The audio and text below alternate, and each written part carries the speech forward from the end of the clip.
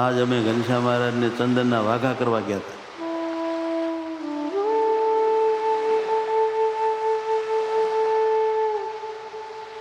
મહારાજ બહુ રાજી થતા હતા. हे महाराज, आप सदैव हमारे हृदय में रहे. કોણ મારું ચંદન ઘસીને લાવ્યું? કોણ અમારી હાગો વાઘા કરીને લાવ્યું છે? હે કે એના ઉપર અમે બહુ રાજી થઈ ગયા છીએ. ખૂબ આશીર્વાદ દઈએ છીએ.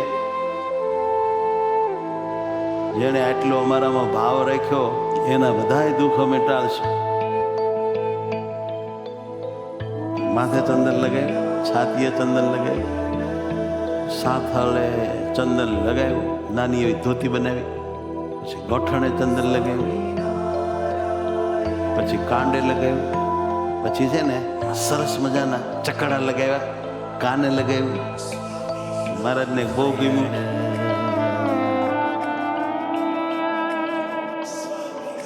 સંતો વાઘા કરે છે અને એવા વાઘા તૈયાર થઈ જશે ને પછી એવા દર્શન થશે ને એવું ચિત્ત તણાશે ને એવું સુખ આવશે ને એવા ભગવાન સાંભળશે ને માયા બધી ભૂલાઈ જાય.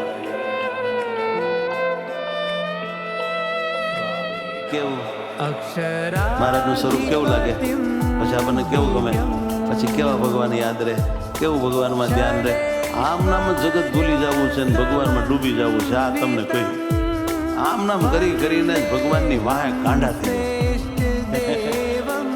આમ મજા આવે.